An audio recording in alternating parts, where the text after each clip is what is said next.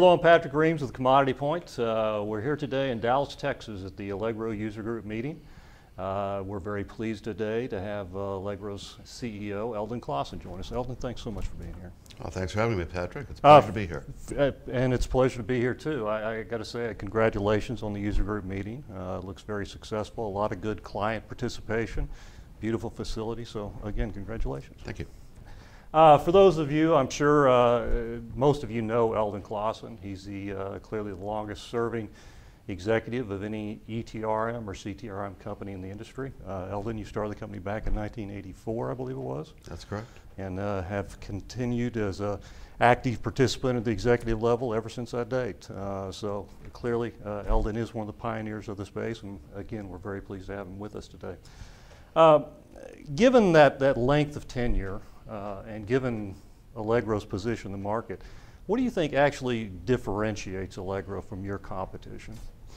Well, there's a couple of very important differentiators, but it really boils down to what the customer experience is. ETRM has been somewhat plagued over the last few years by implementations that have gotten out of hand, over budget, over cost, and over time. And the nature of the implementations is that they've been planned really to fail. Several of our market participants have taken the boil the ocean approach, where they try to solve all the problems of an organization at one time. And coordinating that type of effort is almost impossible. The approach that we take instead is agile deployment. The software is built to do that. The software is built in a component-wise fashion for deployment. And it's built in a way that allows us to go to a customer and say, let's solve one problem at a time. Let's come in and set an objective, solve that in a short period, set a new objective and solve that. If you think about the way the technology really benefits an organization by merging people, process, and technology, it's never done as one big bang. It's always done in incremental steps. And for that matter, it never really stops. Incrementally, every organization continues to use technology better. So by making sure that our product, our processes, and our implementation methodology really reacts the same way that an organization needs to react, you get a much better result. And over the last several years, a lot of our customers have seen that. The ability to phase things in and get incremental results time after time allows them to get better at their business, to get better at process, get better at people, get better at technology, and that really improves the value that it gives to their business. And that's a single differentiator. That basically is what makes us different than a lot of our competitors. It allows us to get customer value into the customer hands faster, with less risk and less disruption to the business. You've clearly been successful with that methodology. You've had a number of blue chip customers. You've grown considerably over the years. But interestingly enough, versus your competition, you've remained essentially energy centric during that time. Focused very much on the problems of energy and solving those problems. As your competitors have moved off into other asset classes, other non-energy commodities such as metals and ags, you've stayed very focused. Has that been a strategic decision, or has it been more of an organic development for Allegro? Well, it's certainly part of our core strategy. We look at what we do well and what our core competencies are, and we try to make sure that our business process and our business strategy mirrors that. For us to jump into several different commodities that we don't know as well as energy would not be particularly well-serving to our customers. We know the energy commodities well. We know the processes, we know the risks, we know how to measure success in those commodities. So for us to come back and jump into other commodities indiscriminately would really be a disservice to customers. So it's very much by design that we focus on a market strategy. We see a certain range of commodities in energy that we consider to be in scope. We see a certain set of geographies that we consider to be in scope. And we know that if we stay focused and stay disciplined on that part of the marketplace, we'll be very successful. Now, what defines that part of the marketplace changes over time. If you go back to 1984, our definition of the marketplace was oil and gas producers in southern Louisiana, and that was it. That grew over time, and incrementally since then, we basically look at targeted areas where we will either move into another type of company or another commodity or another geographic region, target that, make sure that we have all the necessary software, procedures, data, and everything else we need to really serve customers well, and then do well in that particular market segment. Over time, that's allowed us to really be very strong across a wide variety of market segments. And at the same time, we're very disciplined. It stays in a certain limit of what we identify. Now, looking to the future, there may be a point when it's really appropriate for us to move outside of energy. There's theoretical reasons why we might move into metals or ag or any one of the other commodity classes. But that'll be a planned move. And it'll be a planned move that we do in combination with a market strategy that says we're moving into that commodity. Looking at the landscape of vendors this year, it's an interesting market in that it's been highly variable. We've seen some vendors that have done fairly well, and we've seen some that have been less successful, we'll say, this year.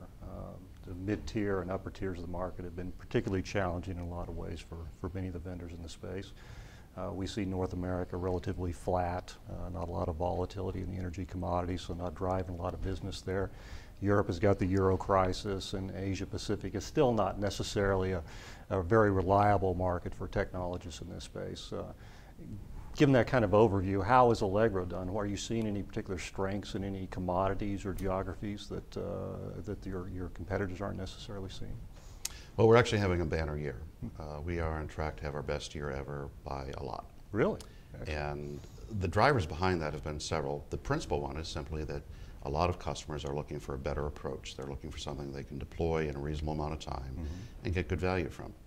All the things that make big bloated implementations so distasteful are the things that make a very agile implementation, agile deployment very attractive to customers. And that's winning us a lot of business. We do see certain parts of the marketplace that are softer than others. One, for example, is domestic coal companies. What's happened in the U.S. over the last couple of years is that we've seen the price of natural gas drop to the point where coal is almost becoming a secondary fuel for generation of power. Right. And because of that, coal prices are dropping, and there's certainly a softness in that part of the market. Likewise, as you brought up, we see a lot of issues in Western Europe where people are uncertain of the future, they're uncertain of the debt load, they're uncertain of what financing and credit are going to look like. And for that reason, they are hesitating to make capital expenditures. The Southern European market is all but non-existent right now. There's simply economies that are not expanding, and none of the companies there really want to go out on a limb and do something. However, Germany and the Eastern European marketplaces actually are thriving, and we're seeing a lot of new business there. So there's certainly a geographic difference in the marketplace, but it's one that we think we're pretty well prepared to handle. Asia continues to be a good market for us as well. We continue to expand there. As you may be aware, we opened an office in Sydney in February of this year. Right. And the Australian marketplace is one that is particularly growing quickly for us. Is there any particular market segment within Australia? Is it utilities? Is it traders? Australia is a special situation. It is a relatively small country by population, but it does have a deregulated gas market. Right. It does have a deregulated power market, and it has a tremendous amount of production of various metals, coal, crude oil, and natural gas. So because of those characteristics, it's actually a pretty viable market for us. And our customers there include producers of power, refiners, traders. It's quite a very good mix. Good. As we do these videos, we like to visit with and visit with the executives in this space. We like to kind of get their take on things. You're a pioneer in this space. You're somebody that's been in this space as long or longer than virtually anybody else in this marketplace. So I'm very interested in finding about getting your view of the future. How do you see energy and commodity trading applications and the markets they serve evolving over the next 5 to 10 years? What do you see as the critical needs of this marketplace over that next period? Well, one of the things that we really pride ourselves upon is innovation. Every time we go out to the marketplace, every time we talk to customers, we think about what's coming next. How can we innovate? How can we really bring more value back to the customer? And that's something we've done for quite a number of years. If you think about our original products way back in 1984, they were very limited in scope. Right. The technology was a dark screen with blinking green letters on it in character mode only. And of course, over time, the technology has evolved, the energy industry has evolved, and of course, we've evolved as an organization and become much more sophisticated about our development process. Looking forward, we'll continue to innovate. Just this morning, of course, we introduced a number of new innovations. Right. The Allegro Cloud, what we've done with derivative regulation, and our new trade strategy products. Right. All of which would bring some very advanced functionality to users in the energy trading risk management space. Looking forward, I see certain trends that are really important. One of those is connectivity. Increasingly, we're going to see a need for systems to be connected to other systems. more information not going person to person or phone call to phone call or email to email, but direct communication of transactions computer to computer. And with the advent of very flexible APIs into web services that are exposed on the web, we have the ability to reach out and grab from quite a number of different sources.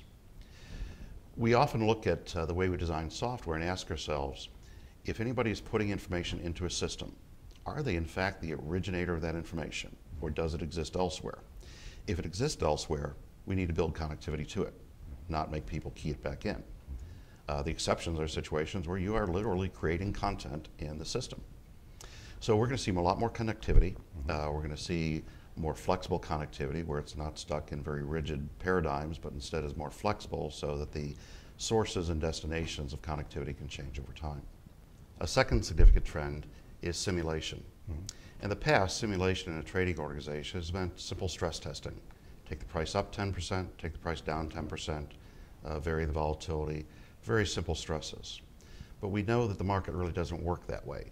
The market has behavior that we have seen and observed, and it's not simple linear movements. It's very nonlinear. It includes spikes, it includes inversions, it includes mean reversion back to the original price.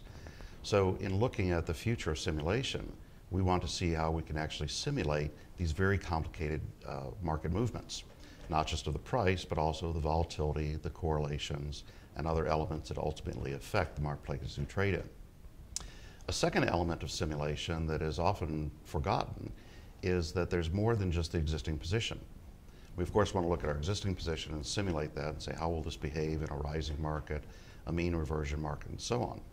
We also want to step back and say, what decisions could I make? I have a certain position, and I can see how that behaves in different marketplaces. But I can alter that decision. I can decide to go long physical instead of short physical and sell in the spot market instead of buying. I can decide that I'm going to switch my fixed hedges into a delta hedge. I can decide that I'm going to take off the futures positions and rely upon an OTC collar instead. Now, the ability to look at complex structures like that and to simulate decisions as well as simulate markets and do that in multiple markets and multiple decisions contemporaneously is one of the most powerful ways that we're going to really see a big change in simulation. And I think the third element that we're looking at to really be a future direction of ETRM is optimization. One of the things we look at frequently is we look at measurements like VAR and mark-to-market P&Ls, and we can see what has happened and we can see what is going to happen in the future based upon the information we have today. Looking at forward curves, we can assume that a certain cash flow may or may not be there. But one of the things that we want to do is to use those same analytics to not just observe what's there and observe what might happen, but to calculate what we best do to manage what happens. And this gets in the area of optimization, where we don't necessarily say, here's what I'm planning to do, how does that work out? We say, here's the markets out there, tell me the optimal way to plan this. And being able to use some of the advanced mathematics we have and the advanced analytics to provide that level of simulation and optimization from the simulation is a real big trend in the marketplace. I think we're going to see a lot of in the near future. You mentioned your simulation product. You want to tell us when the market might expect to see that product? Certainly. What we shared today with our current customers is our trade strategy product. It's highly innovative, it is highly effective, and it's one of the best trader tools that traders have ever seen. We're currently in customer trials, so customers are using this and giving us feedback. We will probably be ready to release it fairly soon, but it will probably be after the Christmas holidays that we actually release. So we can expect the full release of it and the market availability to be January. Well, good, good. I look forward to, again, getting another view of it. You gave a terrific demonstration this morning, and I look forward to seeing the in-production version of it. So, unfortunately, we're out of time today, Eldon. I very much appreciate you taking the time to sit down with us. It's been very enlightening. It's always great to catch up with you. So, again, thanks for joining us. Thank you for your time, Patrick. All right. That's it for us today. Appreciate your joining us today. Be sure and look for future videos in our ETRM, CTRM Leaders in Technology video series. Thanks a lot.